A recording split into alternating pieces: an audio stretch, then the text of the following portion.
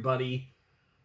Flamin' Shark back with another video, and today we're going to be jumping into episodes 33 through 35 of JoJo's Bizarre Adventure Stone Ocean. This is the penultimate reaction to Stone Ocean. Next time we will be finishing part 6 and catching up to the JoJo's Bizarre Adventure anime. Part 7 is confirmed and on the way, but obviously still a ways away, and who the hell knows how exactly I'm going to approach that. That really is kind of a problem for another day. But yeah, we are nearing the end. I actually just finished, yeah, like I said, I've been preparing stuff. I just finished the other day. I recently finished the show that'll be replacing this, which is kind of crazy. But yeah, you know, we're building up this kind of catalog. It's been a process getting here, but you know, I think we're gonna end the year very strong with consistency, is what I could certainly say. But I'm very excited for this. We have 2 more videos of JoJo's. We got the penultimate kind of final setup. I imagine by the end of this we will be at Cape Canaveral, and we will kind of see what this does. I think we will get there by the end of the set. I don't know if that kind of promise day stuff of sorts is going to happen. You know, that Day of Reckoning stuff, right? I don't know if we're going to really get into that in this set. But it does kind of feel like we've more or less taken out all the enemies besides Pucci, so I'm curious how they're gonna handle this set. I really don't know what to expect. Obviously, we had all the weather report stuff last time, which was crazy. You know, we've lost him. I'm curious. Yeah, I don't really know what to expect. I'm actually going into this set very, like, unsure as to how they're going to do this. Because I certainly feel like obviously the next set will be the final confrontation with Pucci and all the stuff at Cape Canaveral and whatever the path to heaven really means, and whatever kind of big thing they're going to do there with Dio and Pucci. I expect most, if not all of that, to be in the finale reaction, so I'm curious what we're actually going to get in this kind of final few episodes before the true, you know, finale of part 6. I'm curious to see what our final bridge is there, because this felt like the climax before the climax, right? This felt like the non-finale climax, and then we have the actual finale climax in the next video, presumably. So, like I said, I'm curious to see what bridges the gap in this video. I don't know if I'm going to record the finale tonight. I'm going to record more stuff. This is the first thing I'm recording tonight, and I don't know if I'm going to switch over to I'm just going to, like, probably depending on how I'm feeling about everything, I might just bang into more JoJo's, or I might watch something else. But either way, I am very excited to watch these final 6 episodes, and in particular, the final 3 of the final 6 episodes right now. So this should be a lot of fun. The first frame is our boy Weather Report, unfortunately. So we're going to kind of like get that little pseudo recap of the end of the previous episode kind of thing that a lot of JoJo's episodes do. But yeah, anyways, I'm excited to see where this goes. So let's not waste any more time, and let's jump into episode 33 of JoJo's Bizarre Adventure Stone Ocean in 3, 2, 1, and play.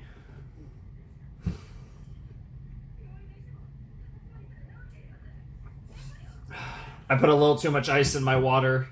It's not, because it has a straw and I have a little too much, yeah. That's going to annoy me. I might try to fix that. I might try to jam it through better once the OP starts, if we get an OP in this episode. Great score, by the way. Really portrays the impact of the scene. Aww.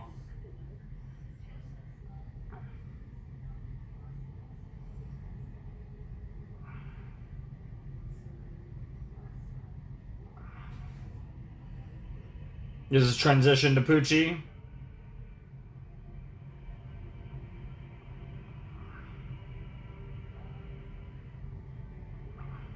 Two days. No, we're staying on the heroes. I'm wondering how that disc is going to come in clutch.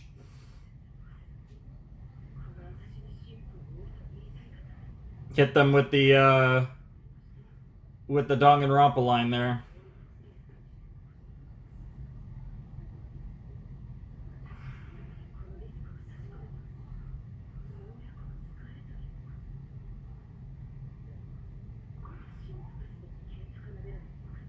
Yep.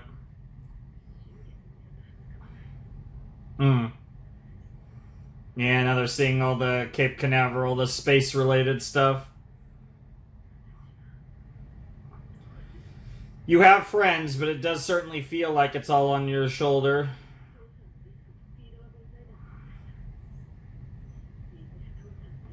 Dude, if Jotaro's part of the finale, that'd be crazy. Dude, if we see him wake up in a couple seconds, I will go lose it. Sure. Time is against you here. This is a really dramatic cold open for the episode. Oh, is she on Anasui's shoulder? Damn.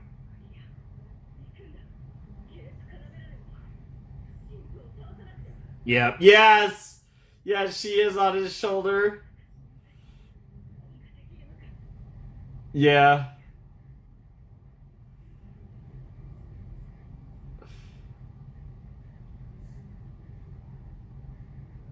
Damn, she was thinking so hard she fell asleep. That's crazy. Interesting that we're bringing up Jotaro, though.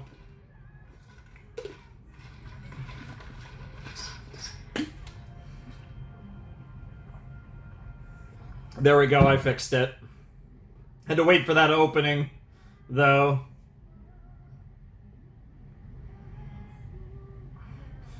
I'm curious if we're going to get, like, any alterations of this opening at the end, because that's obviously been a trend in recent parts of JoJo's. I mean, I think they've done it 3 times in a row. When it comes to, like, the final battle stuff.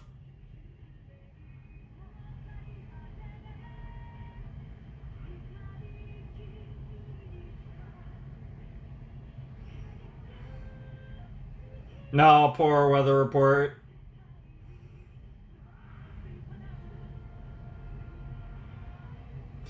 Heaven's falling down.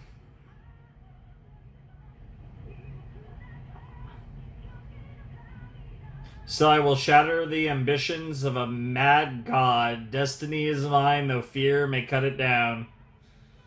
And then... That's not even a 1-2. That's a 1-1 on the cut metaphors.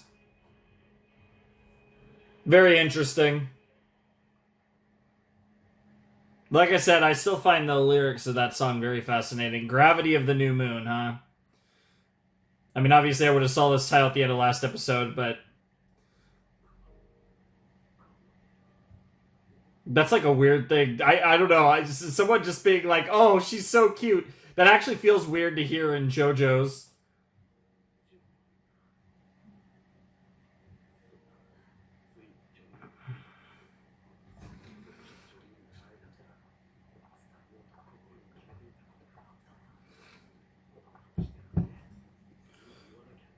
Oh boy. I love how you're just saying all this out loud. Damn, it's actually pretty. Yo, bro's just putting it on her finger. That's crazy. Now I feel like Anasui's gonna die.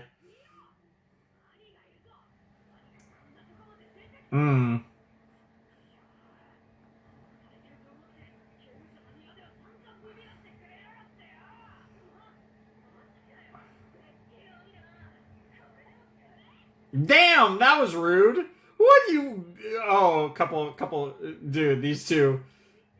Dude. Wow, you overgrown piles of puke. Baka. She just threw the ring. Bro, she threw the ring!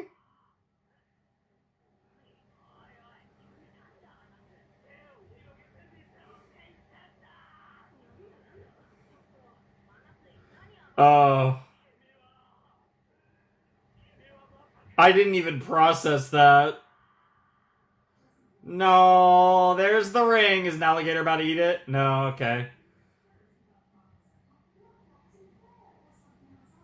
No, I didn't actually get to see how many miles, but if both Cape Canaveral and the Air Force Base was coming up, I imagine, yeah,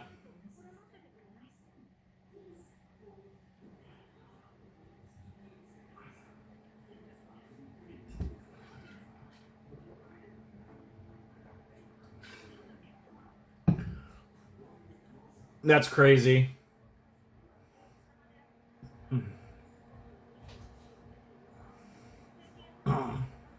Sure,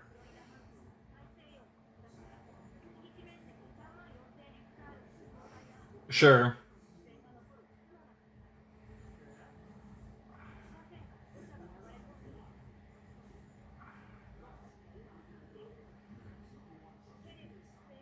of course.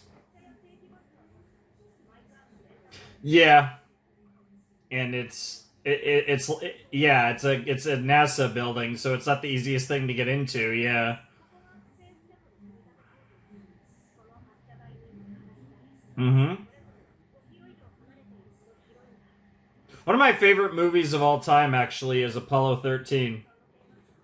For anyone who just wanted to know that, but I have a huge fascination with space that goes back to when I was quite young. It's never really waned.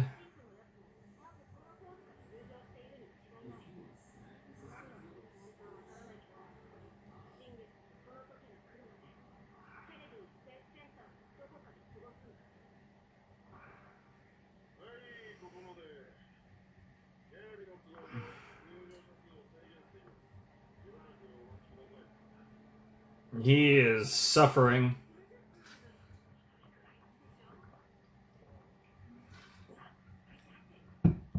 Interesting.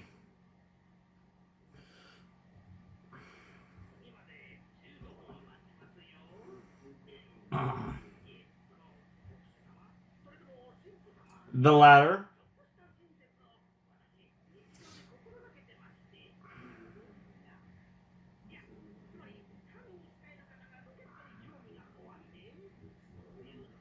Yeah, I could understand that. I could understand thinking about that. It is kind of. It is kind of. Yeah, like the whole God thing with space travel gets a little iffy. Yeah, bro's got a headache to say the least.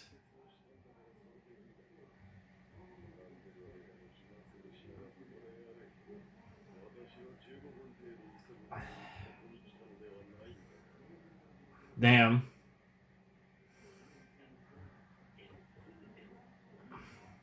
Yeah, bro is suffering. Mm-hmm. Yeah, it's both the power, the amount of everything's important. Yep, yep, yep, yep. Yeah, because your launch trajectory to the amount of fuel you're using to the weight of the rocket, it's all important. Yep.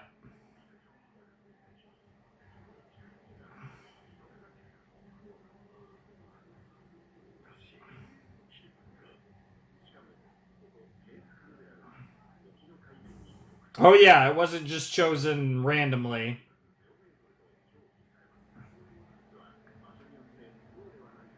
Sure.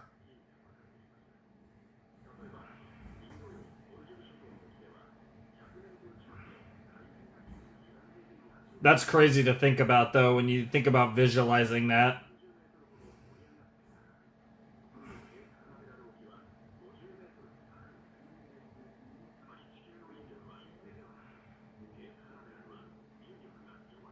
That's so cool. I'm wondering if all this, yep, yep, yep, the waxing and waning of the moon. I wonder if this is creepy as fuck, by the way, but I wonder, yeah, that's super cool, but I do wonder, I wonder if all these details about getting to space are going to be relevant at all, too. Yeah, gravity of the new moon. Remember, this episode is called Gravity of the New Moon. And the way the water was moving like waves. Is his blood moving? I mean, we see the soda moving. Yeah. Yeah, it's like waves on the sea, right? But yeah, you see his sweat moving. Jesus Christ.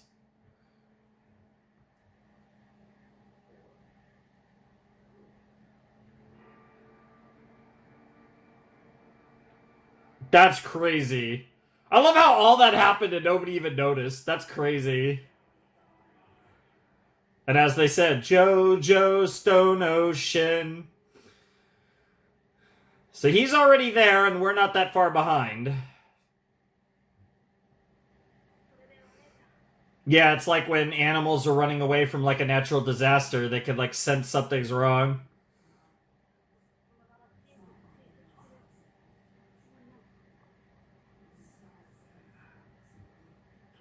Yeah, she already made her decision internally, but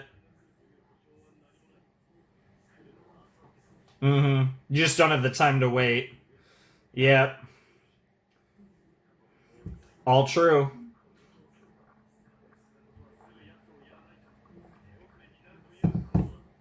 I tend to agree. Oh.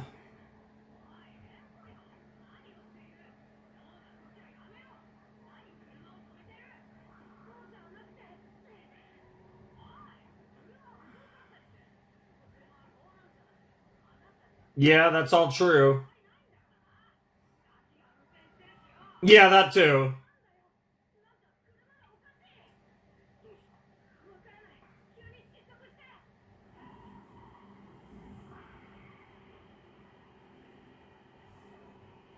Stand power or... Oh, it's the gravity. It's the pull of gravity. Yep.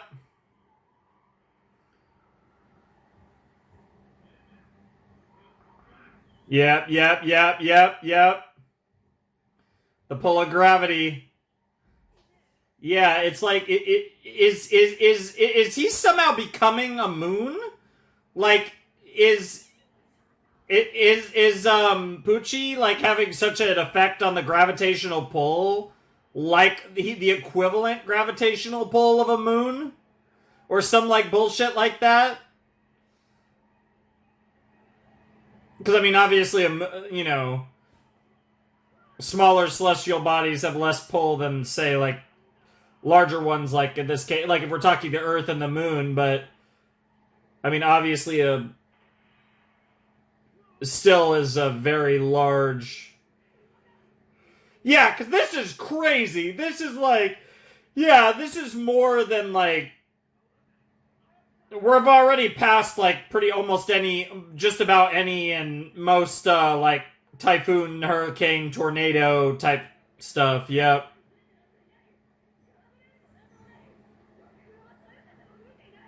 It's literally gravity.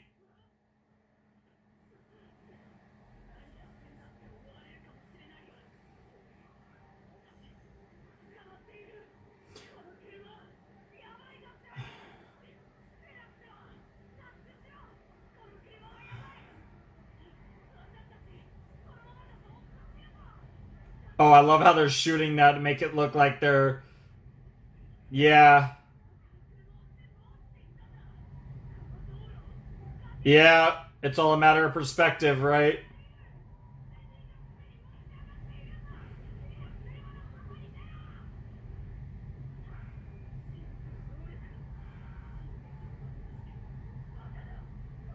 It might have to do with his.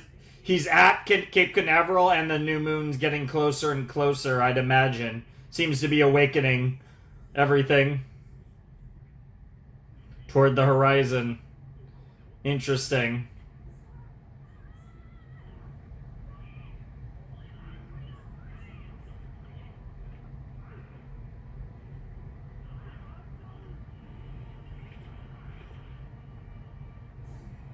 Is she about to get hit by that? Yeah, I was about to say. Uh, there's no shot, right? Not like that. Yeah, I was gonna say, there's no shot it happens like that.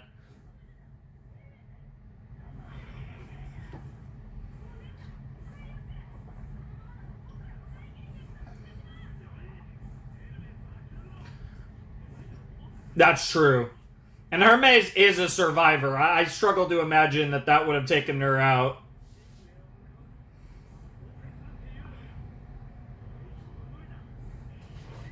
Yeah. But that's kind of her, like, OG friend in this arc, really. So, Arguably the one that might mean the most to her, honestly. This is crazy. Yeah, nothing's... Yeah, I don't know if there's anything that you could really hold on to here. Yes. Well, it's all perspective. Yep.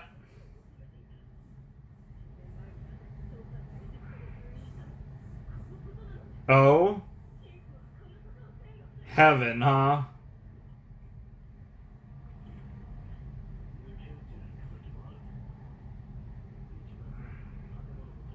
So it has something to do with this control of gravity, huh? A harbinger of heaven. Interesting. Oh, oh, that's a way to add to this craziness. Oh shit. Mm-hmm. That's all true. Yeah, that is the thing. We're 2 days away from the actual day of reckoning.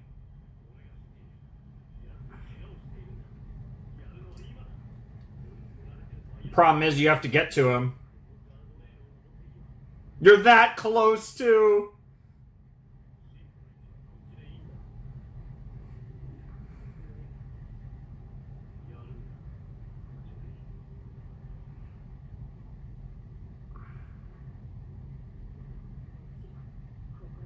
Yep.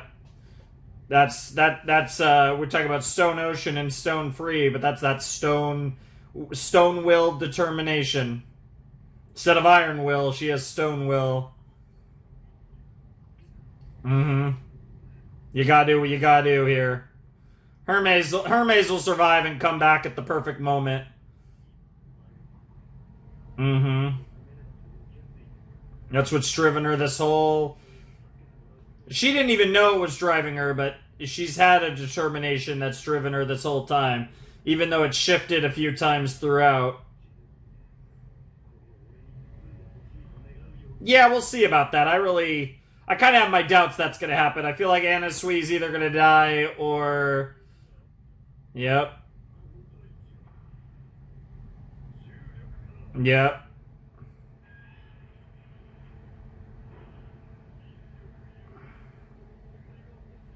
That is true. And the moon rotates around the Earth from that same force of attraction. No shit.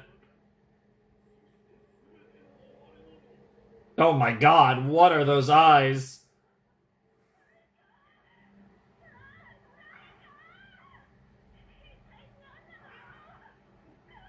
That is really gross.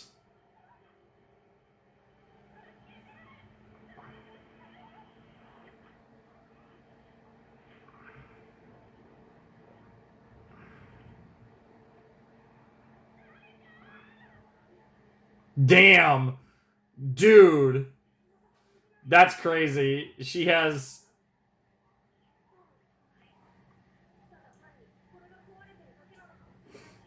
The towers could be broken, and the way the gravity and the polarity and everything could get all fucked up. Yeah, there's so many endless possibilities.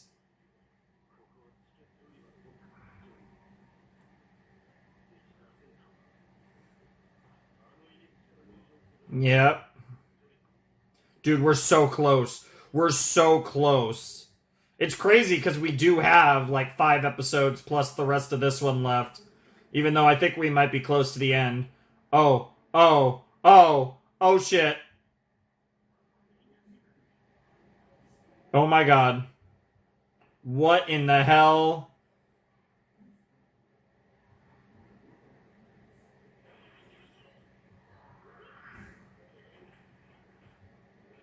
Yep, you could feel the force of gravity there too.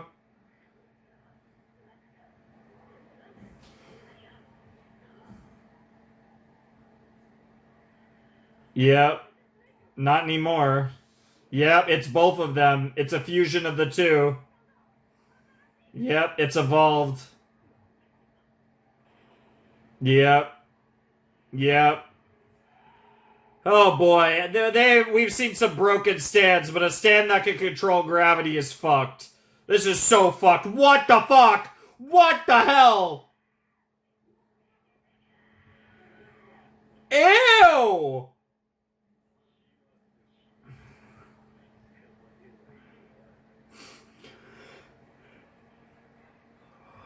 That's crazy.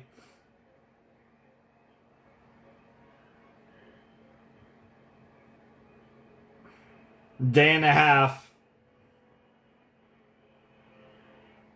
What in the world?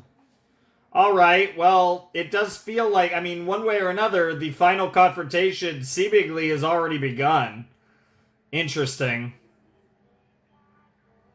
With 5 episodes left, huh?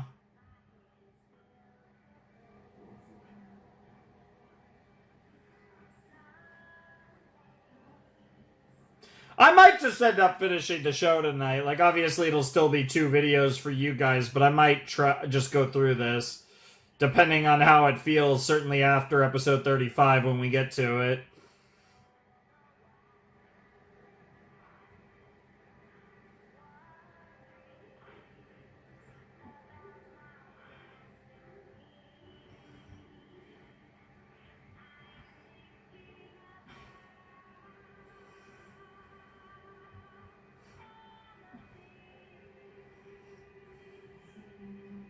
I'd like to do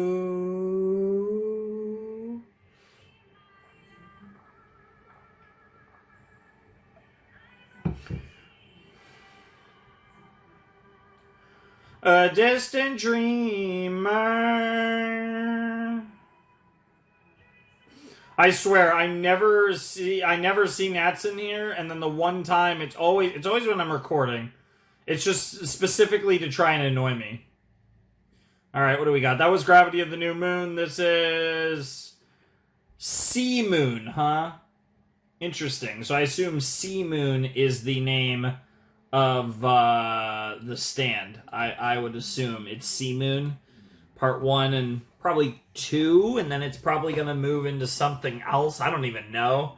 Because, like, again, this feels like it would be the last fight, but who knows what's actually going to happen when we get to the new moon.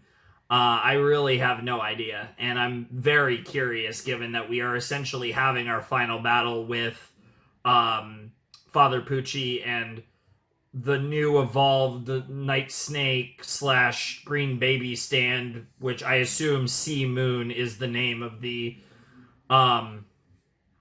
stand. But yeah, that was episode 33 of Stone Ocean. Really cool episode. I like how, like I said, I love how they use that like tour guide kind of monologue about Cape Canaveral and like the kind of interesting the reason why Cape Canaveral was specifically picked for as a rocket launch site for extraterrestrial travel, and like that whole idea of it essentially being the most ideal location on the planet for rocket launches is really cool. And I love that they got into that. A lot of that was information that I had actually never heard before. I've never really like studied much about Cape Canaveral specifically, even though, like I said, I'm a big space person. But I do love like, you know, rocket launches, all that stuff. Like I said, you know, astronaut stuff. Big into all of that.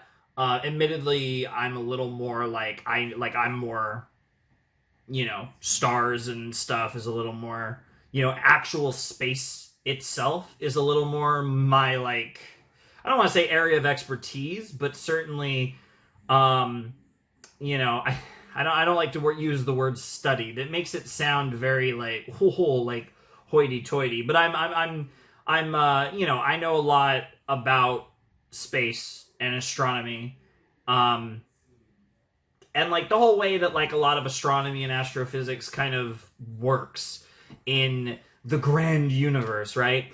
And I think it's kind of one of those interesting things where like I love that stuff. Like I love that description of specifically describing Cape Canaveral as the most ideal place on Earth for rocket launches, because you could say, well, that doesn't really have anything to do with the show, but and maybe in a literal sense it doesn't, but in a meta sense, like I guarantee you that when Araki was doing research for what he wanted to do for part 6, he probably ran into that specific line of logic and those specific facts, and that was probably one of the reasons why he chose the setting for Stone Ocean to be Florida, was because he knew the end game would go to Cape Canaveral.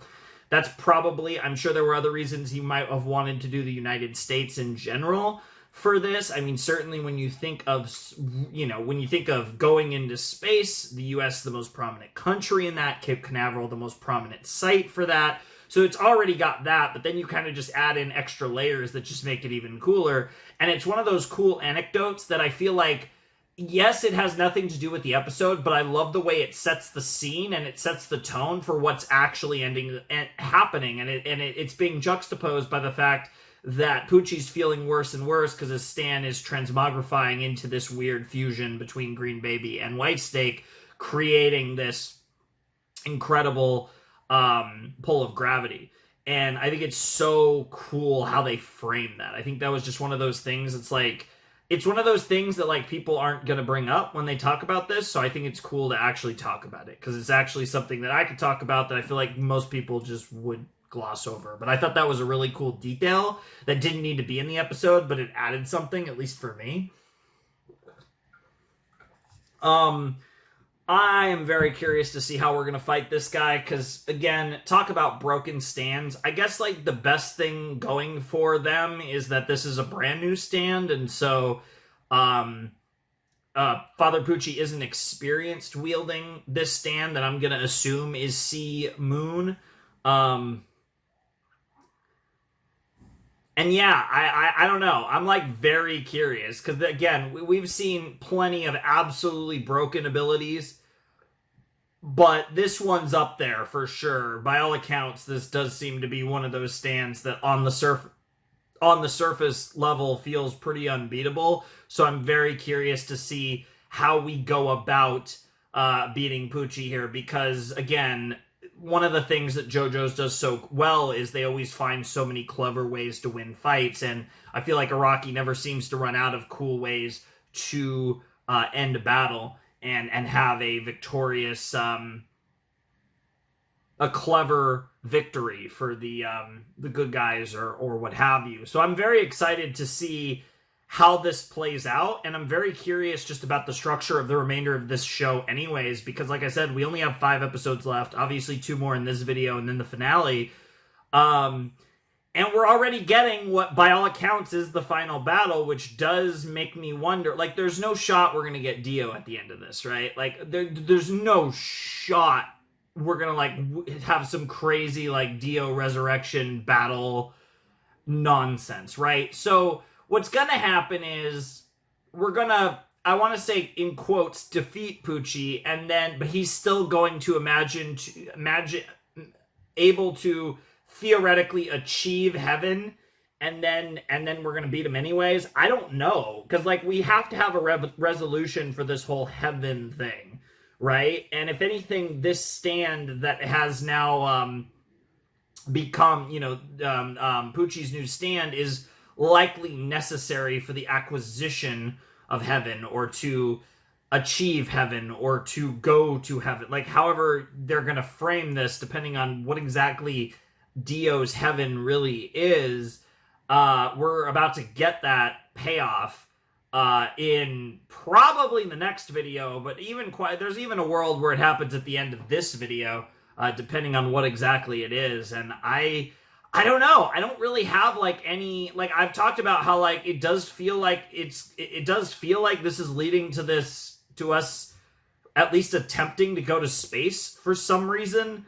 But I can't really imagine what the end game here is at all. So I'm super curious to watch all of this play out, and I'm just really excited for it. So I don't know. Like, I think this episode was like really fun, really interesting, but it didn't really give me a lot to go off of as far as what this end game is. And I don't think I'm going to get, like, obviously the space stuff, but we've known about Cape Canaveral for ages now. Like, this isn't new information by any stretch. So I'm very curious to see where all this goes. I'm very excited as well. So yeah, I think for now I'm just going to keep it rolling, jump into the next episode, see what's going on. So yeah, Sea Moon Part 1, Part 2 could go further. But I'm kind of just based on the sets. I'm kind of assuming it's part 1 and 2, and then whatever the finale is, whatever the finale is. But anyways, let's check out episode 34 of Stone Ocean. All right, let's check out episode 34 of Stone Ocean in 3, 2, 1, and play. That's a clip from a while ago. Yeah. Nope. Nope.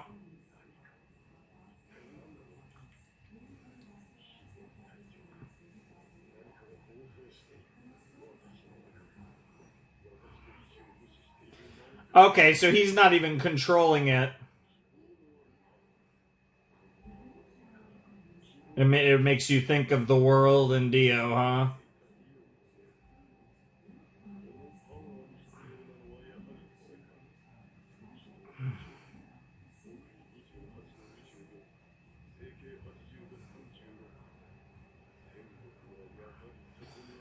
At Cape Canaveral, huh?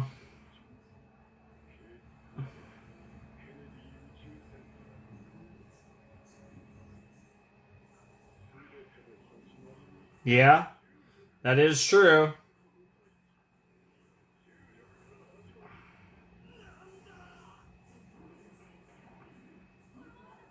That was interesting. There was a few news shots, a little bit of news stuff at the very beginning, and now we're going into like a pseudo mini recap here of scenes.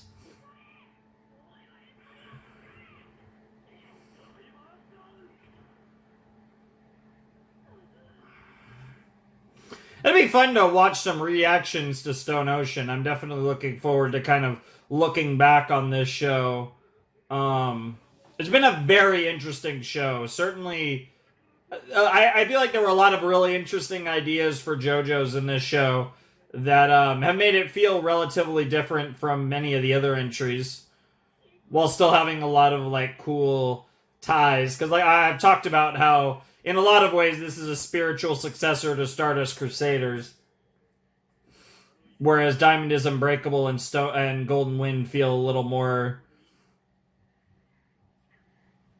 kind of like natural, just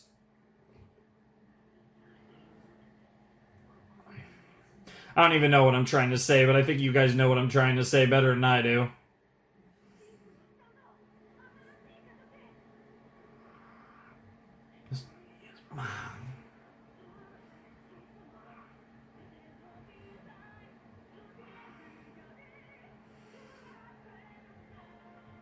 That's such an interesting beginning, right? Because it's literally representing Jotaro's history there at the beginning of the opening and what he's done in this series.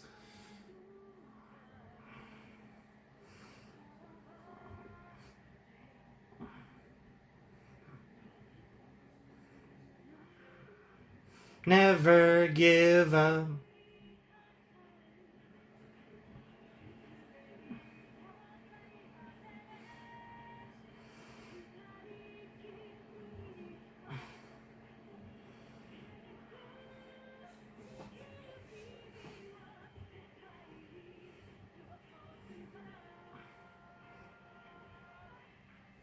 Heaven's falling down.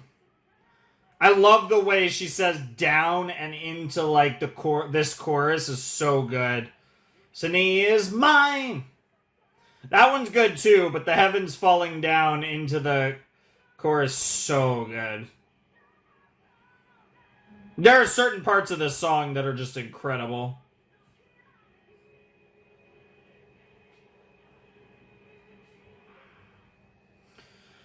Oh man, it feels so weird to think that we're not going to have any more JoJo's for a long time.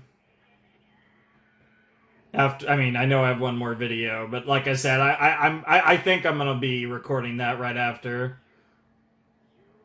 That is a creepy voice. Yeah, that is horrifying.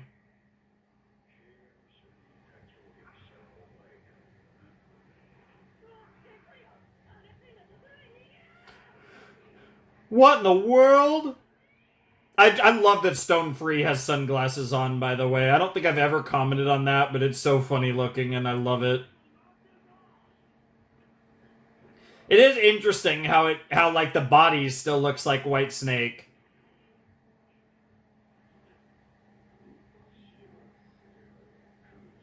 That's probably the correct move.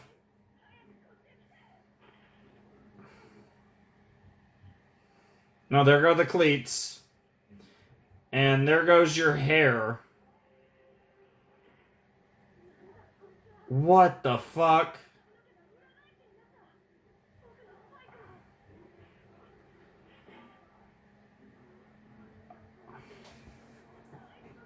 Yeah, just took the touch.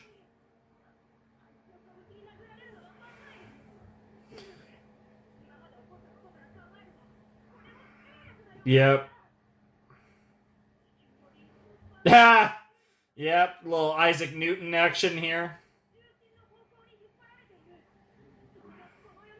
That's the only reason you would specifically choose an apple. Sure. Interesting. That is horrifying. That sounds like one of the most painful things possible.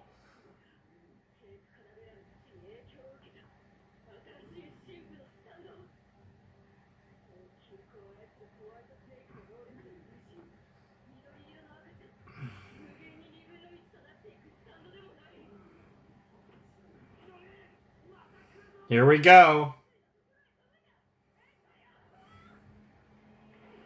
What a catch. That is horrifying. Yeah, you literally have to dodge all its attacks. I was gonna say that's dangerous though, because yeah, you got the... Yeah, exactly. That's all it needs to do. And there goes your leg. That is horrifying.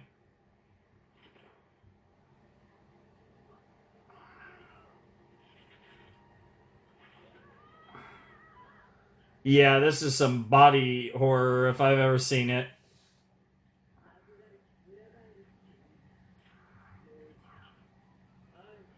Oh my god, that's ridiculous. What in the world? What a sicko. I mean, yeah, I guess that's one idea. But you are stone free. You are certainly equipped for that.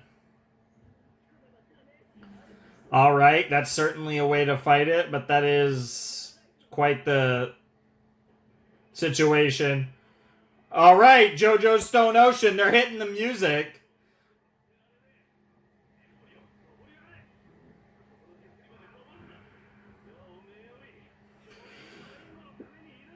Based. In the words of the great Anna Sui, fuck them kids.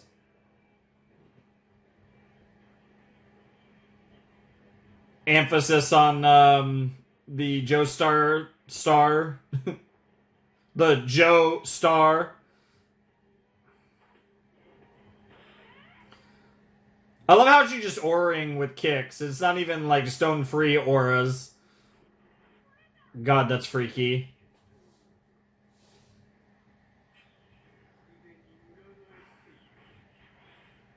Jesus Christ. This is so creative, and like you see how the clouds are sideways and everything because our perspective of up and down has been fucked with because gravity's been fucked with. It's so cool.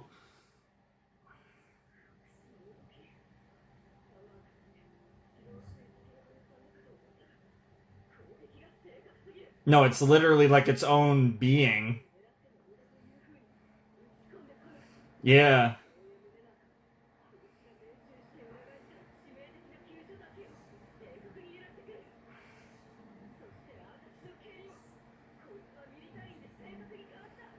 Yep. Mm-hmm.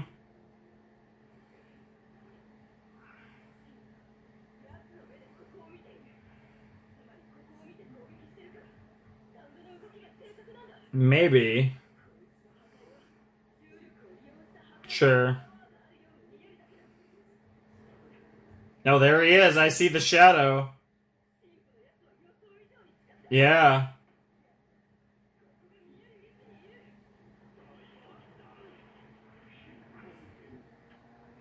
Damn. Damn, that's certainly a way to attack someone.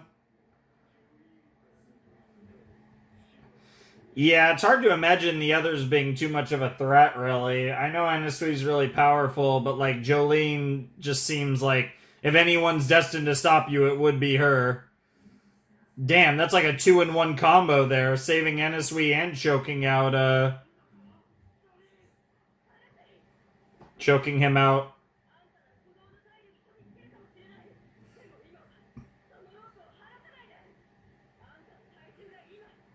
Yeah, it's turning it into a noose, essentially. Yeah.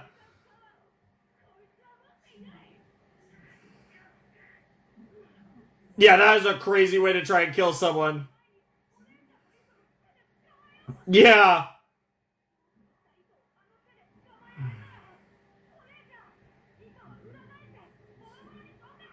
Yeah.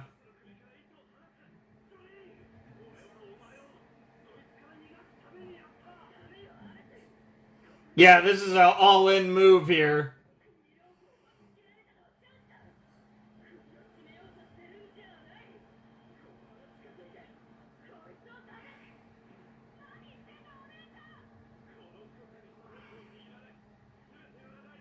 Yeah, GG, yeah.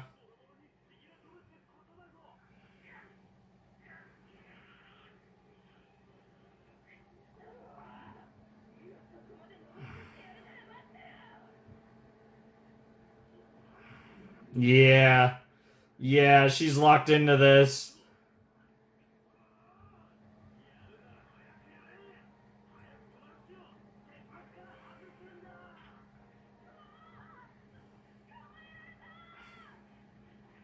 Oh, that's so disgusting. Oh, she's all in. She's all in. Yo, that's crazy, dude. This feels so like it doesn't feel like a final fight, but it does feel very climactic. I love that. Speed and range are B. We don't know anything else.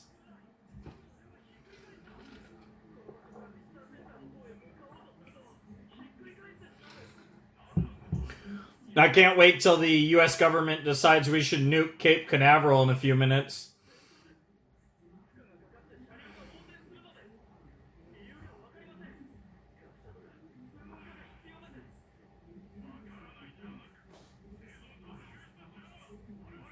You literally can't get close.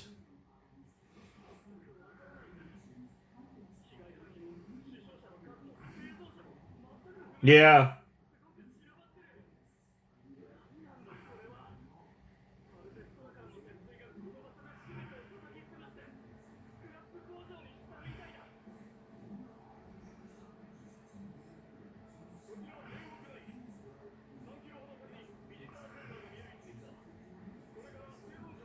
Here we go. Let's see what happens when they hit a certain spot. Yep, there it goes. Yep. Yep. Boom and boom. Yep, anyone who gets close, it's just a fucking nope. Jayhawk 6 and Jayhawk 9 are doing a 69 because they've climaxed. Let's just leave it at that. That was quite the explosion.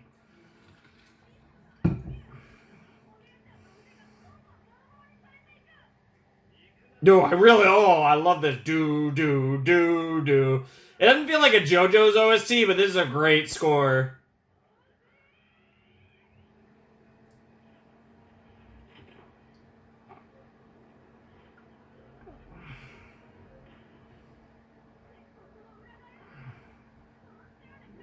That's sick. That's so sick.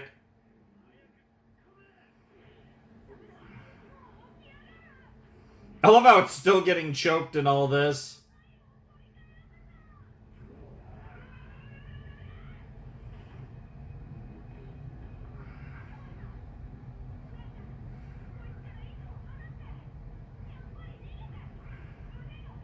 Is she I was gonna say, is she just gonna let her arm go down? Oh my god. He redirected it to himself.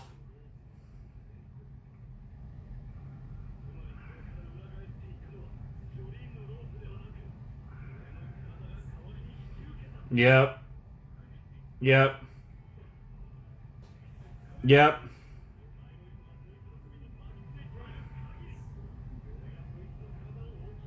Yep, go. Fucking go. Stop. Go! Yeah, go! You know, I'm willing to die for you, girl, but I don't want to if we can avoid it. What the fuck? Oh, that gravity effect is great. Oh, shit. Oh, oh, the priest music. Here we go. It's crazy because this theme reminds me a lot of the theme of the priest from Fate. I like him a little more. I like him. No, I'll just say I like him more because he's such a goat. But it is funny that like multiple priests have like themes that are similar. Of course.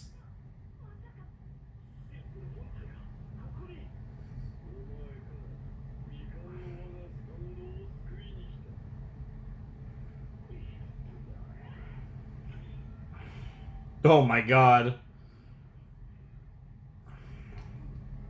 Yo, the music too.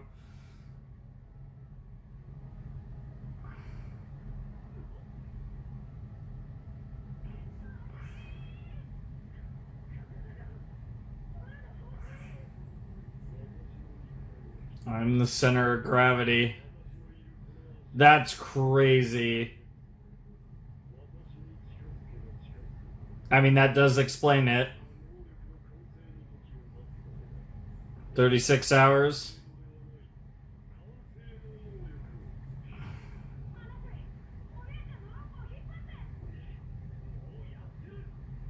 The pull's too strong.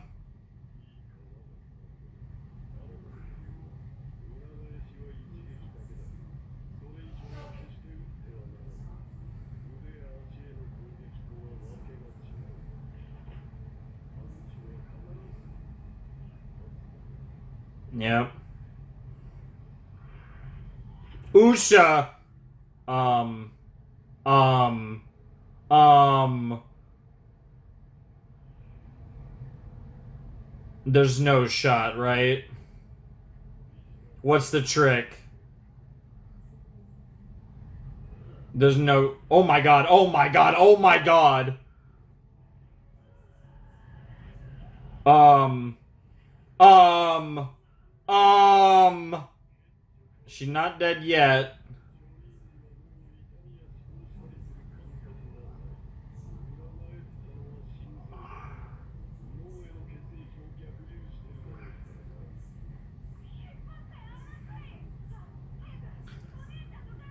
Um.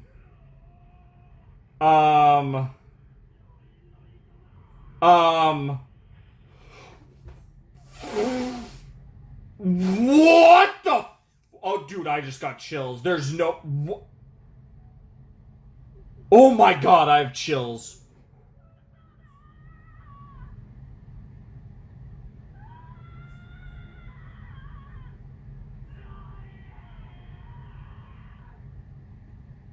What the fuck?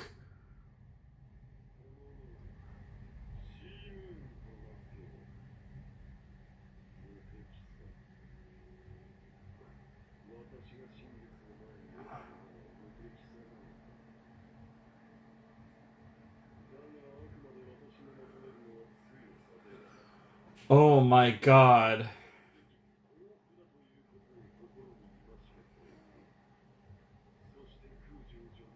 Jesus Christ. I. So I have my thoughts. I want to wait till the episode ends before I.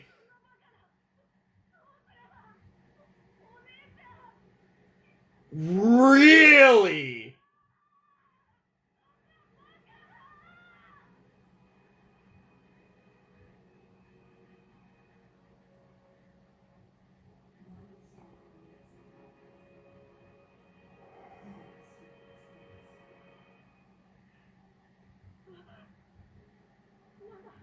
The phone? Phone? Your phone? Hermes or Jolene?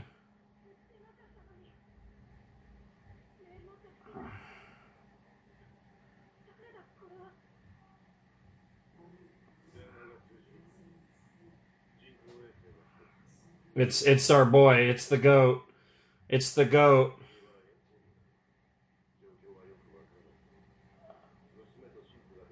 Oh my god. Are we actually doing this? Are we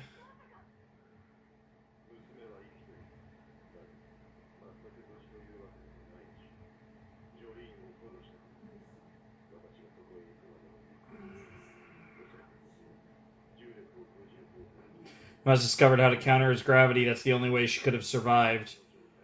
She's alive, but just barely. Kujo Jotaro. Oh my god. Okay. Okay.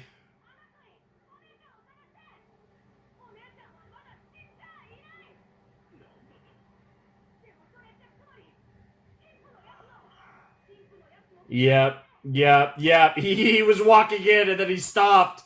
Yep. You just can't kill her. Dude, I'm in traumatized. I hear Shinzo and I just think of Attack on Titan. That's another word I have trauma from. I can't hear Zetsubo. I can't hear Shinzo. Ironically, you're gonna have to beat two JoJo's, it looks like. Okay, I have a lot of thoughts about this episode. I'm just letting this run. I don't want to pause and go on a rant. Yeah, he's not wrong. Okay, there's still a lot of time left. That's the thing that's really throwing me off here. Yeah, like, time's barely changing. And that's I don't know if that's an actual one or a model one. Probably an actual one, given this is, Space Shuttle, given this is Canaveral.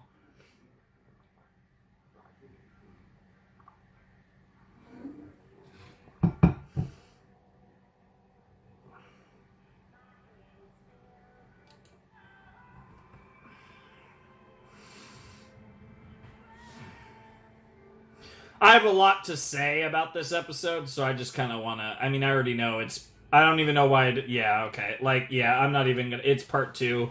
I probably won't even have that on screen. Yeah, I went to the end to be like, okay, let's see the title, and I'm like, what the fuck am I doing? It's obviously Sea Moon Part Two. Okay. Sorry about that. Anyways. Okay. Let me think for a second here. That was episode 34 of... No, sorry, 35? No, it was 34. I got confused for a second because I was like, wait, there's 4 episodes left, but then I forgot, yeah, this season, or this part has 38 episodes as opposed to the 39 we obviously had in part 4 and part 5. Okay. That was episode 34 of part 6. Whoa, boy. Oh my god, that was stressful. Obviously fighting Sea Moon is not fun. Really cool fight. Like I said, like, it's not even inverting gravity necessarily. Like, there's a lot of, like, weird tricks. Like, inverting internal gravity is a crazy power, but obviously there's a lot of other shenanigans going on with gravity, surrounding Pucci here, which is really cool. And I really enjoyed this episode. I thought this episode... the last episode was very much like another setup episode. It was kind of like setting up for... the finale, really. It feels like the finale kind of started in this episode. Awesome, like, just a really, like, again, as with so many fights in this series, it's less about the actual action. Like, sometimes you get really sick, like, fights and sequences and stuff, but I've always thought JoJo's is one of those shows where when it comes to the fights, like, what makes them really good is not how good they look, it's more so... how clever they are, right? It's the writing of the fights as opposed to the actual specific moves that happen in the fights. It's the fact that they're very clever. That's a big part of what makes JoJo's fights so fun, along with all the other ridiculous things that make this series so bizarre. But it's really interesting because in that fight, it, like I said, we were sort of, it felt like there was a certain inevitability here, and then he just beat Jolene, and for a moment they were teasing the Jolene death, and the way they were framing it, it did feel like they were leaving it up in the air a little bit, but I was kind of thinking in my head, when that happened, I was like, okay, we're in episode 34. There are 4 more episodes after this, right? And the first thing that crossed my mind was, we are just barely too early in the show to kill Jolene. I mean, like 2 or 3 episodes, or maybe 4 if you want to really spin it to the finale. But we're like 2 or 3 episodes too early to kill Jolene. So it's like, on one hand, I'm like, it's the tiniest bit too early, but it's just a tad. And then I'm like, could they possibly do the finale, the final battle, as Jotaro versus Pucci? I was like, is Jotaro the main character for the final couple episodes? And I was thinking about that, and I was like, there is some synergy there, where like, because at the beginning he had this big role for a very short period of time and got taken out of the story until now. And now it looks like we're not doing the, oh, we saved him and at the end we reunite with him. We seem to be doing the setup where he's going to be a part of this final battle. By all accounts, it looks like Jotaro, it looks like we're setting up a Jotaro and Jolene versus Pucci final battle, which I'm slightly surprised that's the direction, but at the same time, I do love it on the fact that Jotaro's my GOAT. He's one of, if not my favorite JoJo character of all time, a list in which Jolene has gotten very high up on, so I was very nervous because, see, it's one of those things that's so interesting, right? Because I haven't really talked about the possibility of Jolene dying. I haven't taken that very seriously. The reason why is, Part 1 established from the beginning that the protagonist of JoJo's Bizarre Adventure can die. And obviously, given the anthology nature of this series, theoretically, in any part, the protagonist can die because there's going to be a new protagonist in the next part regardless. Now, despite that fact, Joseph made it out of Part 2, Jotaro made it out of Part 3, Josuke made it out of Part 4, Giorno made it out of Part... Right, like, we haven't had a JoJo die since Jonathan. So it's like, they established it as a real possibility from the beginning. But they actually haven't doubled up on it, right? So I've kind of gradually over time, I've considered the likelihood of a JoJo not making it out of their part less and less.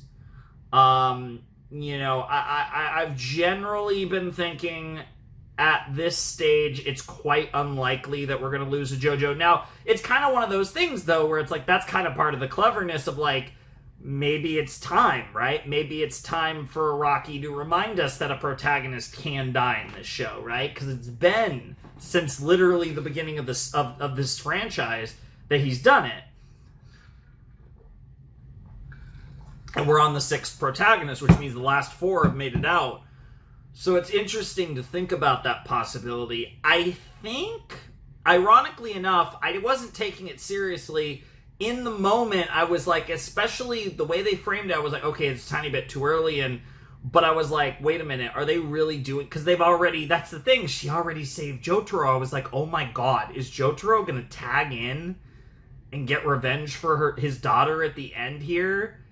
Like, I would be like, I'm like so torn on, like, I don't know how I feel about that, right? Because it's like, Jolene's, like, Jotaro is literally, like, he's top 2 JoJo of all time, both JoJo and JoJo's characters. Like, he might be my favorite JoJo's character of all time. I mean, he's the JoJo's character I have a shirt for, although, honestly, I probably would rock the fuck out of some Jolene merch, I'm not gonna lie. So, like, you know, maybe I'll change that. But the one JoJo shirt I have is a Jotaro shirt, as I'm sure you guys have seen in these reactions, right? And it's so interesting because I feel like, in fact, if I don't record the finale tonight, which, like I said, I'm feeling like doing the finale, but if I don't record the finale tonight, I'll probably try to remember to wear my JoJo shirt, like, tomorrow or whenever I record the finale.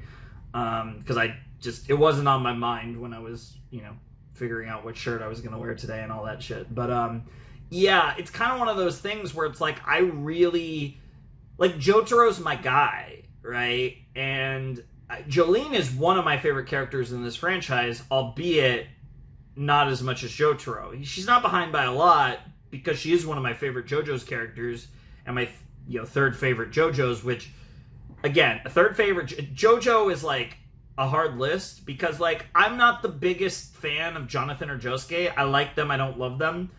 Every other JoJo's has been peak. I think Joseph, Jotaro, Giorno, and Jolene are all like those four are like goats.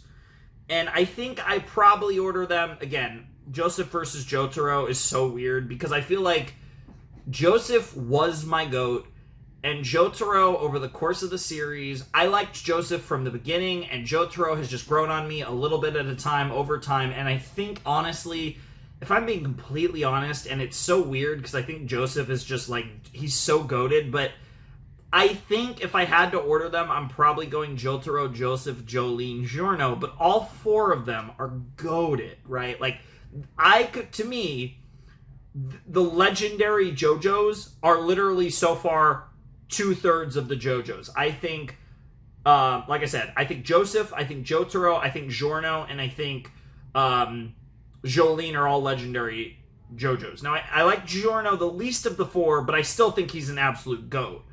And then, like I said, Josuke and Jonathan, I think are cool, but they didn't, like, looking back on this show, when I think of JoJo's, I will think of those four. I feel like they're the most bad.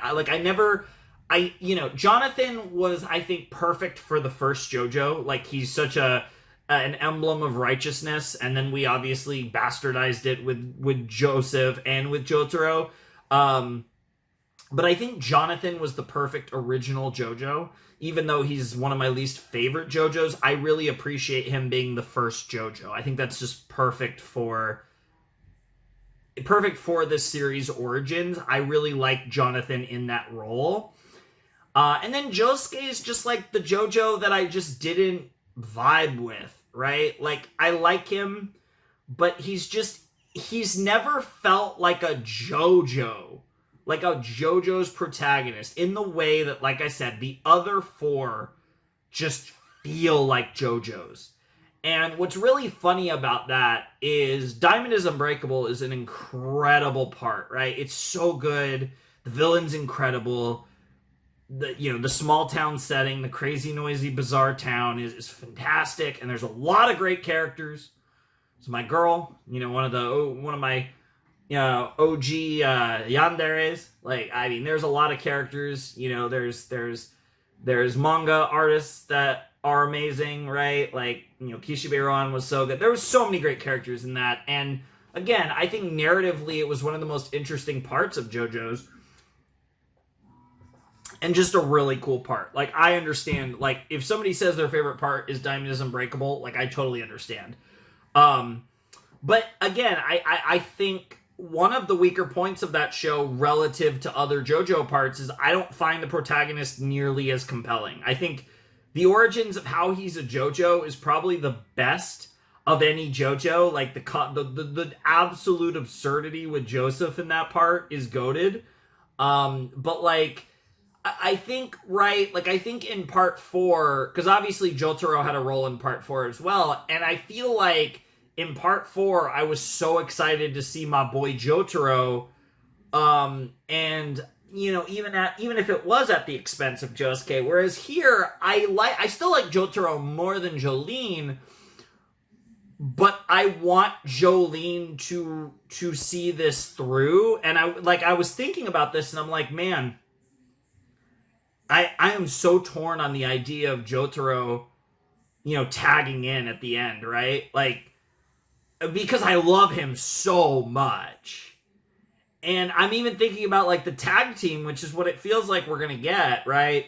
And, like, that I'm okay with, because, like, at least with that, again, it mirrors Stardust Crusaders because Joseph was there for Jotaro's adventure, right? And that's kind of the thing, right? Like, so Jotaro's in the Joseph role. relative to Stardust Crusaders, and I've talked about how Stone Ocean mirrors Stardust Crusaders a lot. So I definitely think that's something that I can deal with that. I think that's cool.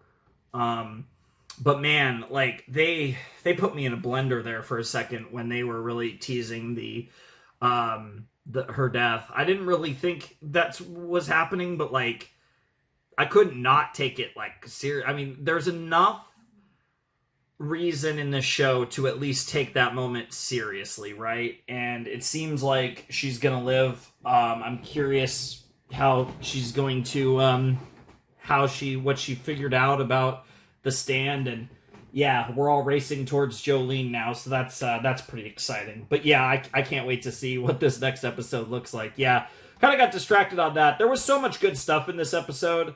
It was just a great fight, and like Jotaro is going to be a part of this ending, which is phenomenal. I am not going to pretend like I'm not hyped as fuck for that as well, because Jotaro's my guy, as you guys know. I love me some Jotaro, so I'm super excited to watch all this play out. So let's not waste any more time, and let's check out episode 35 of Stone Ocean. Episode 35 of Stone Ocean will commence in 3, 2, 1, and play. Yeah. I love that they show the bald eagle there to really emphasize the Murica. Yeah, we still haven't gotten the Hermes reveal that she's still alive. Because I'm fully expecting that. There's no way that's how they kill Hermes.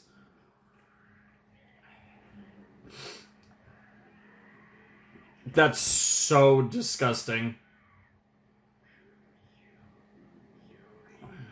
Yeah, that is her name. Don't wear it out.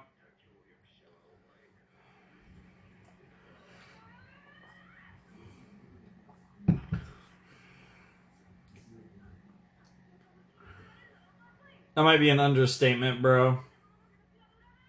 Yeah, we know.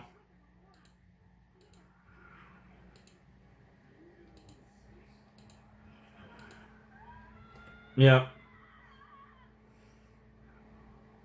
And the moment where he's like, wait a minute. Yeah, she's not dead.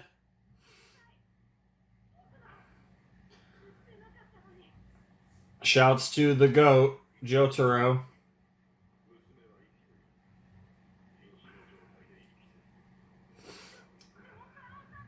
Yep. Yeah, the second I saw the hand, because that hand symbol is on his hat, so I was like, yeah, it's Jotaro.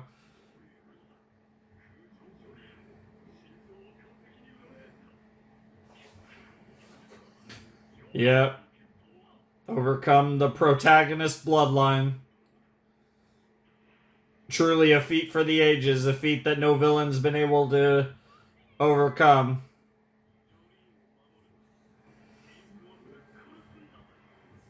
Alright, here we go. I love that it's, like I said, I love how it starts with Zawaldo versus Star Platinum. It's so cool.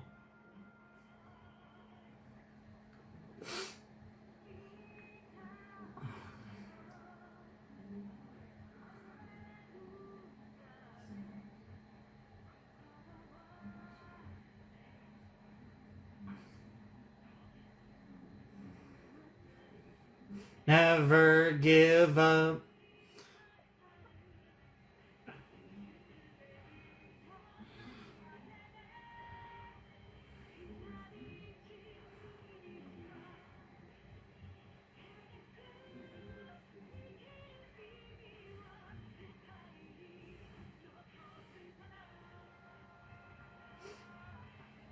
Heaven's falling down.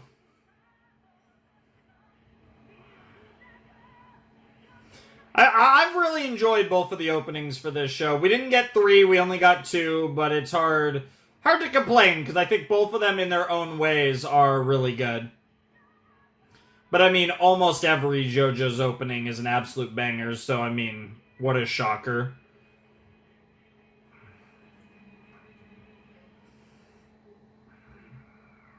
All right, here we go. Oh, that's so cool. I love how there's just like a...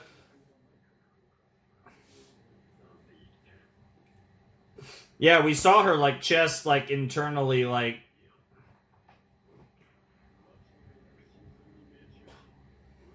That's weird.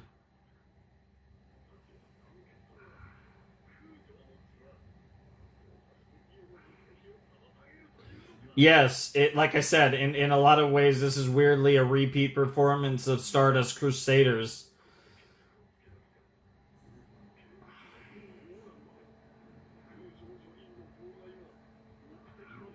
That's certainly, I mean, I feel like on both sides, for you and for her.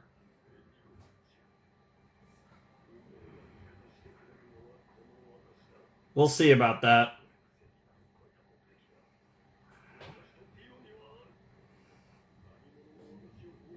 I mean, I feel like Dio felt the same way. How, you know,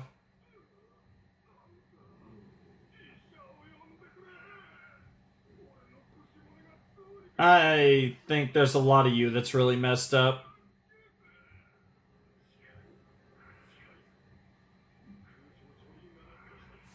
Yep, there's the shuttle.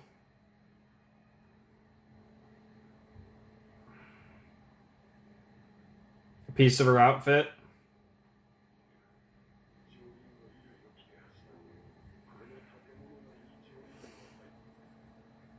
Doesn't mean she's still there. If okay, Anasui. That was creepy as fuck. Dude, it'd be so crazy if Anasui got him. If it wasn't Jolene or Jotaro. Dude, what the fuck?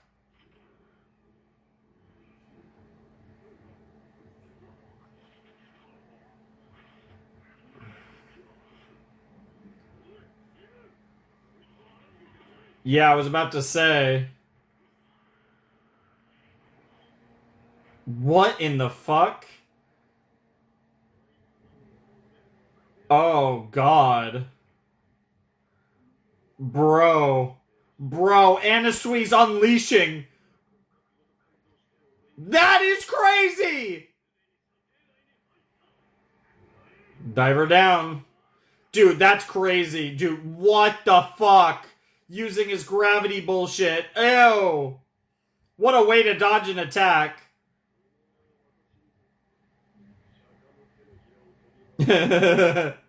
Okay.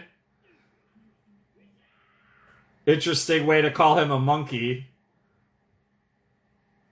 What the fuck?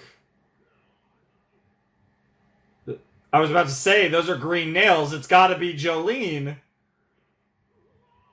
Yeah, he just fucking lost his mind. Dude, what the fuck? It's green nails. Unless, does Hermes have? No. Yeah, that was, yeah, I was gonna say, yeah, and the skin was too light to be Hermes. Yeah, it was Jolene. Yeah, I started doubting myself. What in the world are you doing, girl?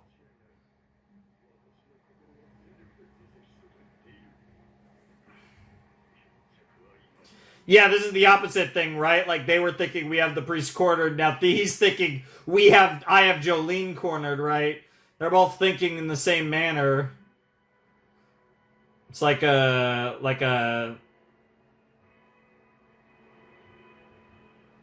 the walls into the air bat. Yeah, seemingly.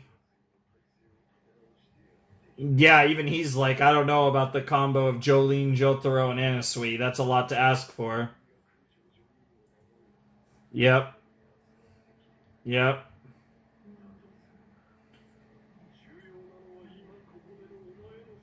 Again, theoretically, it makes sense. Yeah, sure. It also would be proof that you could overcome that you could overcome the Joestar bloodline, theoretically.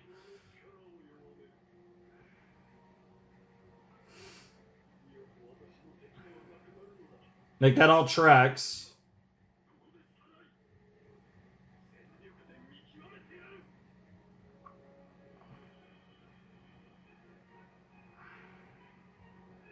Dude, this visual is gonna go stupid.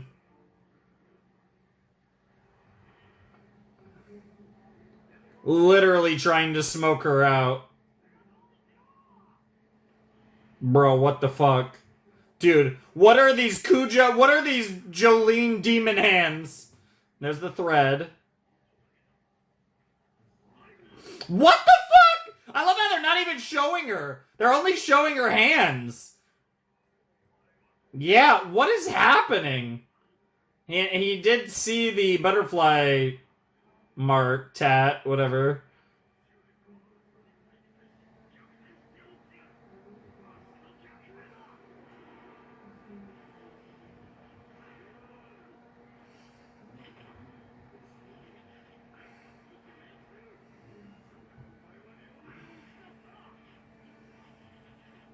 What in the fuck? 8 or infinity? I'm assuming that's supposed to be like an infinity symbol. What on earth is this music? It's obviously she's using Stone Free to stop it. What the fuck? Yeah, yeah, exactly. Dude, the music started going stupid the second that infinity symbol of thread showed up. What the fuck? She looks like a demon in that shot. It's her eyes.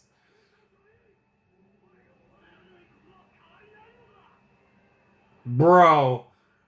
The fact that we've been seeing this through the perspective of Poochie instead of Jolene shows how terrifying she can be.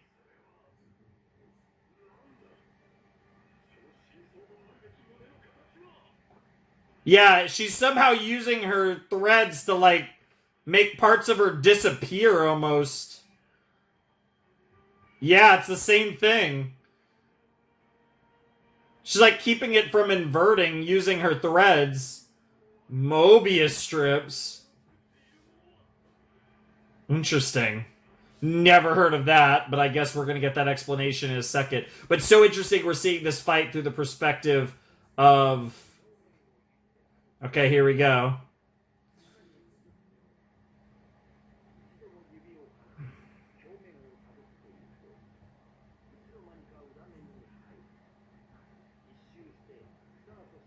Huh.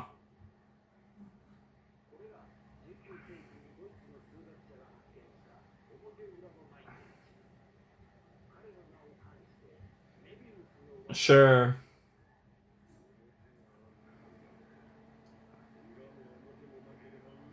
That's crazy. That's crazy. A Mobius strip. That's ridiculous. Dude, what a genius, dude. This is why JoJo's protagonists are cracked.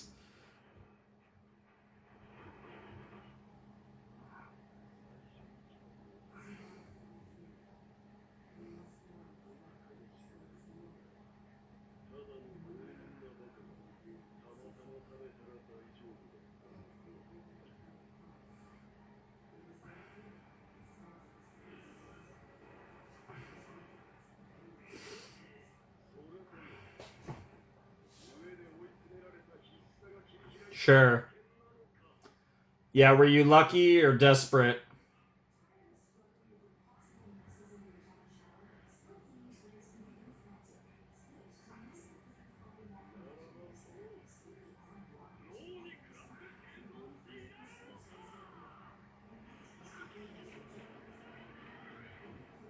Oh shit.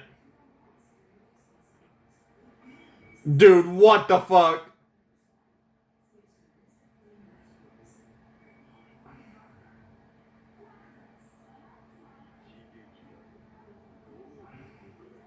Dude, I'm waiting for Jotaro to show up. I don't know what's about to happen, but something crazy is about to happen.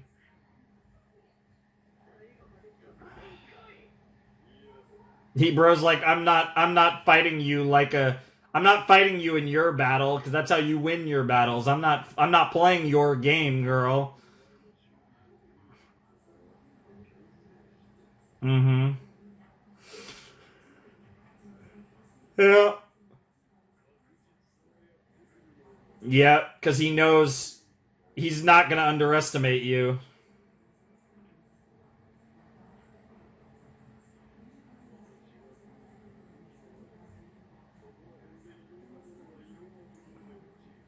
Sure.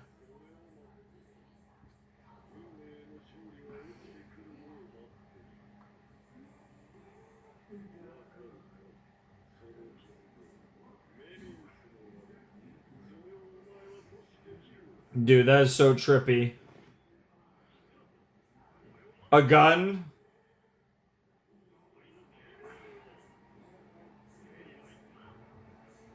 Oh shit. Bro's like, yeah, let's see you stop a bullet. Which normally I feel like, yeah, Stone Free would be fine at that, but I guess if you fire a bunch at once, that does complicate things. Yes! Star Platinum! Zawaldo! Oh my god. My king. My king and my queen are here. I don't know if I should call her queen or princess if he's the king, but either way. Yes! Yo, the animation looked crazy there! On that aura. Bro. No way. Yep. Yep. Hey, Hermes. Nah, that's crazy.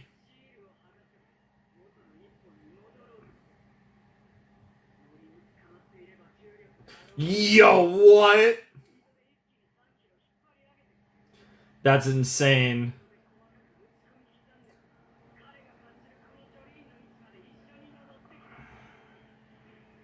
That's insane. Yep, he's okay. Dude, the music.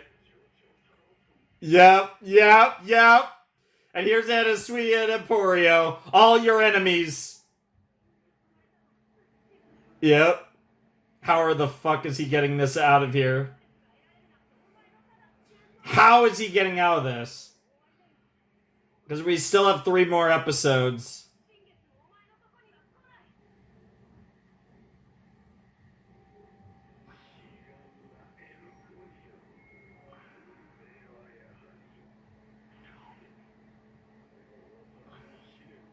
I mean, he's still alive.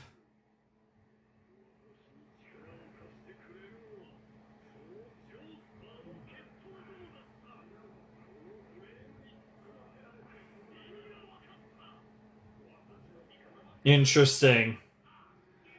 Oh. Oh my god, it's like a zero gravity. Yeah. Yep. That is true. He's bro's literally going to heaven.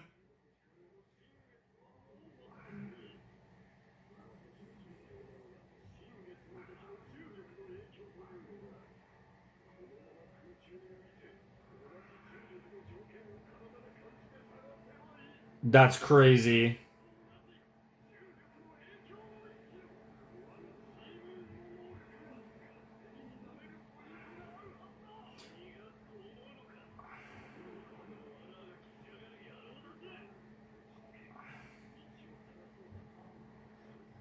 Ah, the prime numbers. He's going to the prime number move again.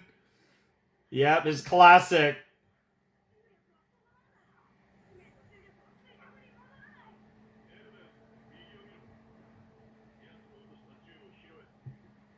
I was about to say that's your left, but now it's your right.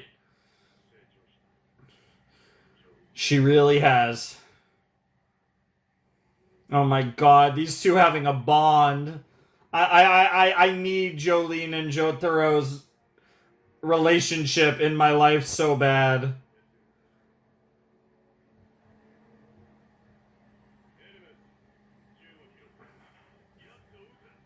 Interesting.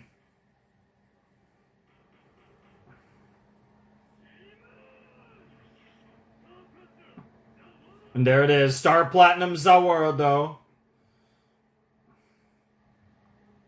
Dude, this music.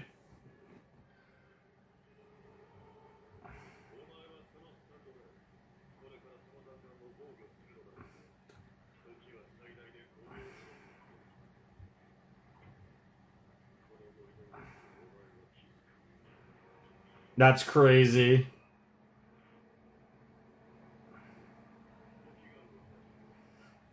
I mean, the idea seems good, but we'll see. Here we go. What the fuck? What in the world? Oh, I mean, it fucked him up, but he still dodged it. I mean, all things considered, he dodged it. Yeah, his eyes moved. I mean, space and time, time and space. Bro's literally about to. Yeah, he's using gravity to essentially make it fly. Yeah. It is an exhibition shuttle, okay. That's crazy. Yeah, yeah, he was somehow able to at least moderately defy Zawardo.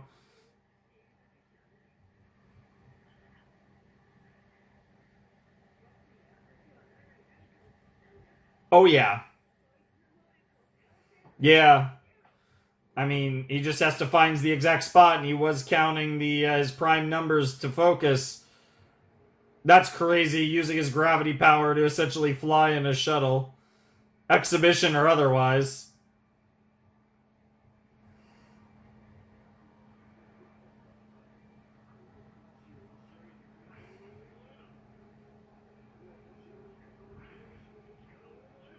Everything to push you towards your destiny. You guys have seemed to both be pushing each other toward the destiny. That's crazy to say that after all this. Oh, Father above, is that God or Dio? Or are they the same thing in your mind? What the fuck? Oh my god.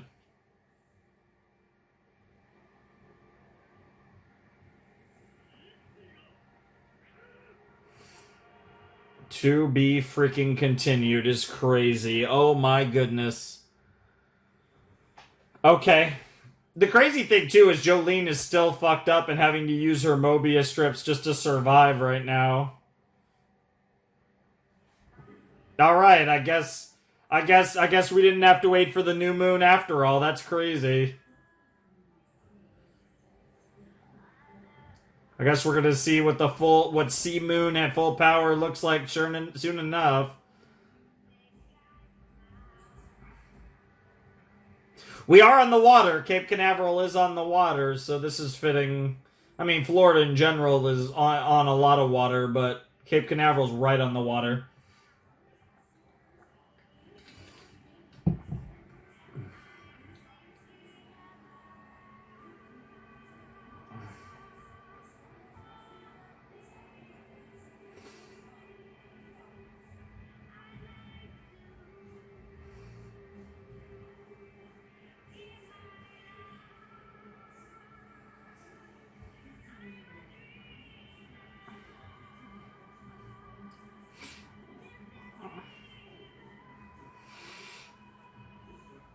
Dreaming far away from today. Yeah. Yeah. Anyways, what do we got? What do we got? What do we got for the title for 36? Hmm. Interesting. Made in Heaven, huh? Interesting title. Interesting title. Made in Heaven Part 1. I'm assuming that will either be, I mean, well, no, I guess it literally is either Made in Heaven parts 1 through 3, or it's Made in Heaven parts 1 and 2, and then the finale has a different name. But either way, that's our lead into the finale. That's the end of the penultimate reaction of Stone Ocean. That was JoJo's Part 6, episode 35. Oh, man. Oh man, when we got Star Platinum Zawardo, I was like, oh, my boy. My boy. My boy. It's so cool. It's so cool. Like, seeing like the squad, unfortunately, we've lost some along the way. We don't have Weather Report. We don't have Foo Fighters, right? But like seeing the squad of Stone Ocean with Jotaro is like, it's so fucking cool. Like, it's so sick. Seeing like that combination of characters with Jotaro is just so cool. And obviously, specifically seeing Jotaro and Jolene here at the end of Stone Ocean is just, it's peak. It's so good. It's like, it's everything. It's everything. It's just everything, right? And I'm so excited to see them team up, to see this final battle, to see how it all goes down. It's going to be awesome. And like I said, I think I'm gonna finish JoJo's tonight. Obviously, I'll be making that decision momentarily, and you'll notice because again, if I do it on another night, I'll probably wear my Jotaro shirt. If not, it is what it is. I mean, hey, Destino, right? Destiny. There's certainly a lot of destiny. I mean, the song literally starts with "Destiny is mine," so this shirt might actually be a little fitting too, even if it's not JoJo's or anime related. But yeah, I really, really liked that episode in how it kind of, like I said, the way that the drama's been stewing, and like it's funny because we've been in the final battle, but it's obviously going to take another form because we were fighting, essentially Poochie's second form, but this isn't even my final form, and now we're going to see whatever. Now it's possible, like I said, maybe he's literally, that his stand is literally going to have another name change and go from Sea Moon to Made in Heaven. Either way, the title Made in Heaven, very fitting given everything that's led up to this moment, to the end of this series. It's crazy, man. I don't know, man. Is it crazy? Like, I feel like there's no way, because they've spent this whole show, like, with Jotaro, like, fucked up. Is it crazy to think he might die? I just, like, it feels like it would be wild to have written him out of the show for so long for him to come back at the end and die. But, like, I've talked about this before, and, like, they already did the death tease with Jolene, which does make me think that we're probably safe on that regard. I could definitely see Anasui, Hermes, like, I think either of them could die. I think one of them is gonna survive, of the two, for sure. Emporio's probably gonna make it, he's the kid. They're probably gonna let the kid make it. And then you have, obviously, Jotaro and Jolene, and I think it's weird, because, the funny thing is despite the fact that I really didn't have Jolene dying on my radar, I feel like the fact that they teased it actually makes me think that she's probably safe now, and now I'm actually more worried for Jotaro than I feel like I otherwise would be. Because of the way the story's been structured, it doesn't feel like he'd die here.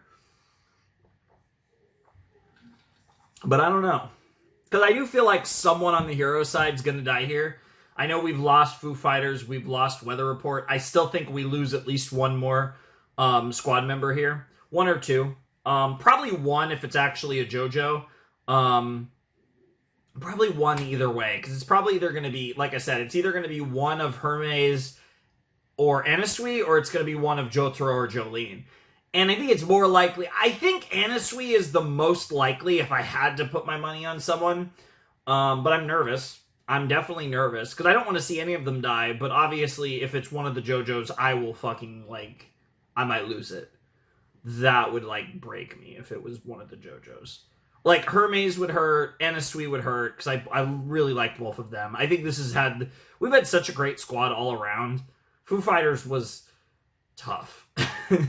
And Weather Report, when at least he went out in such a cool way that I that kind of helped a little bit, but it was still pretty sad. But dude, but I think, like, all things considered, I can handle Anasui or Hermes. I'm a little concerned if it's Jotaro or Jolene.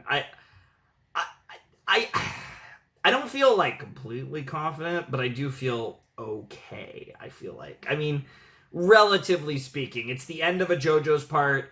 there's going to be a lot of, like, it's not going to go, I don't think it's going to go all right. Even though we've already lost a couple people, I still think we're probably down to lose one more, unfortunately. But I am really excited to see this finale, to see what the power of heaven, to see what Poochie made in heaven looks like. I'm super excited for that. I've had a blast with this show. I do think it's a weird series, right? Because I've enjoyed the kind of like third stage of part 6.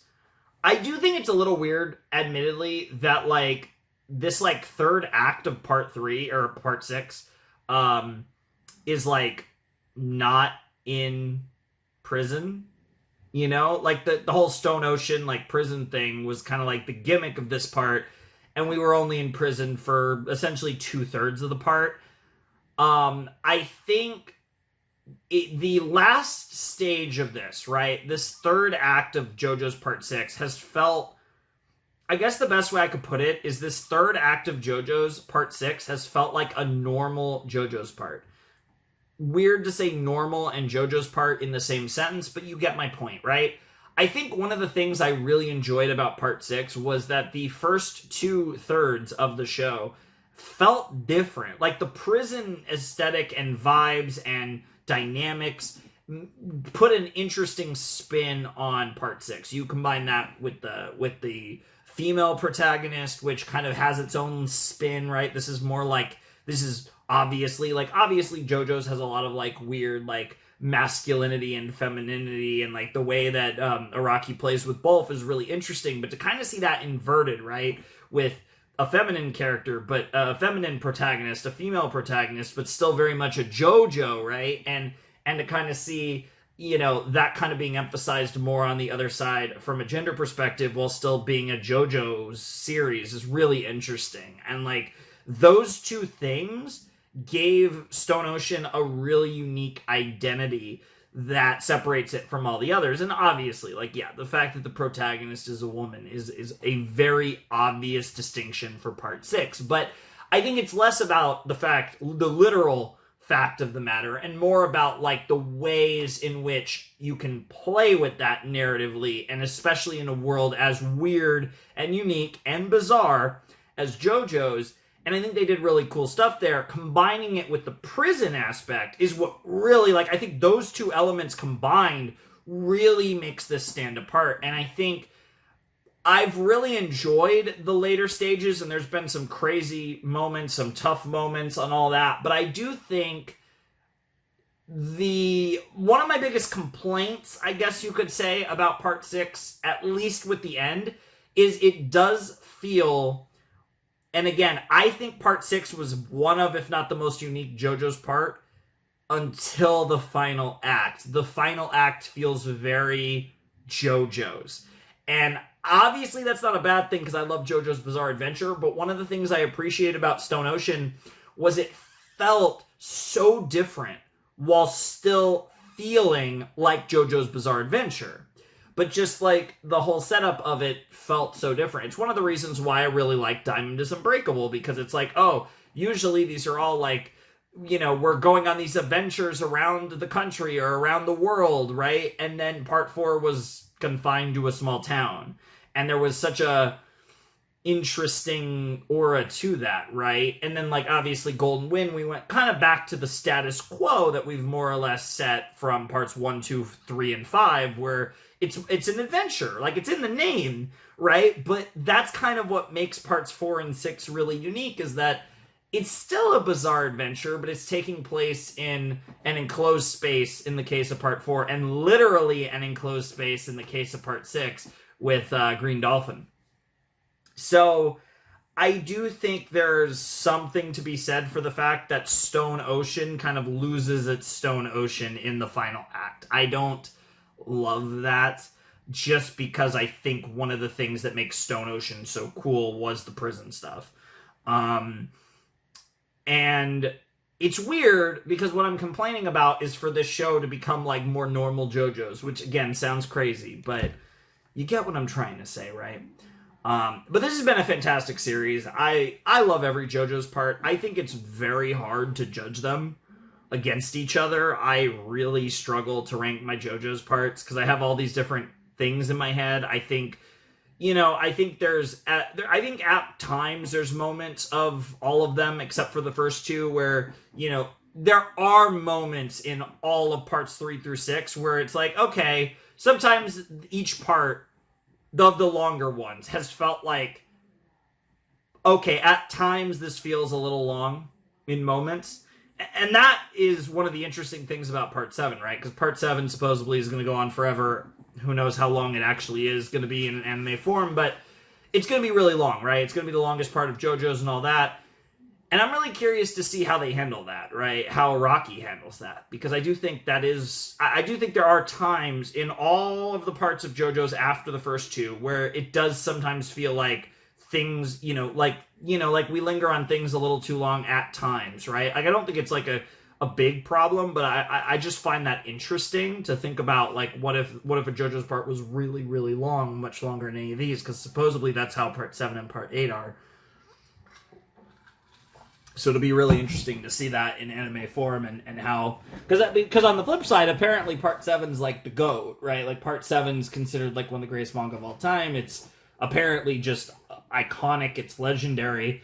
It's the best part of JoJo's, at least in the manga. So it's going to be super interesting to see that come to pass in anime form. But I really enjoyed this. I really enjoyed this. And I'm super excited to see the finale. I was getting ready to just jump into the next episode. And I'm like, wait, this is the end of the video. I got to do an outro here. But I'm so excited to see what the finale has in store. I'm excited to kind of do this dance one more time. And, then we're going on another break for JoJo's. Like, it's obviously going to be a while before part 7. And I have no idea how I plan to do part 7. That's completely up in the air. In reality, I think it'll probably, just based on how long things took for me to, get what I wanted for part 6, I'm already going to tell you that, and then obviously part 7, I think is probably going to have multiple seasons. I mean, who knows how they're going to release it, but I would generally just assume that I'm probably not going to do part 7 for quite a while after it comes out. I probably won't be doing it when it comes out and all the hype's there. You guys know I don't really care that much about that. I'll get around to it at some point, of course, but it's also going to be a big commitment. And I also have to decide whether I want to do it, like, if it is released as, like, a few seasons, do I want to, like, kind of do them each as, like, those parts, or more likely I'm probably going to want to do the part as one continuous run, which probably also will mean that I won't be able to do it for a really long time. But, I'm very excited for part 7 and the prospects of what that might bring, but... Again, even if that's coming out like next year or at any time remotely soon, don't expect me to get to it for a long time. I'm just being honest here. But I've had a blast with part 6. I'm really excited for part 7. But before that, we still have one more video of Stone Ocean next time. I'm super excited for the finale. I think I'm about to record it right now.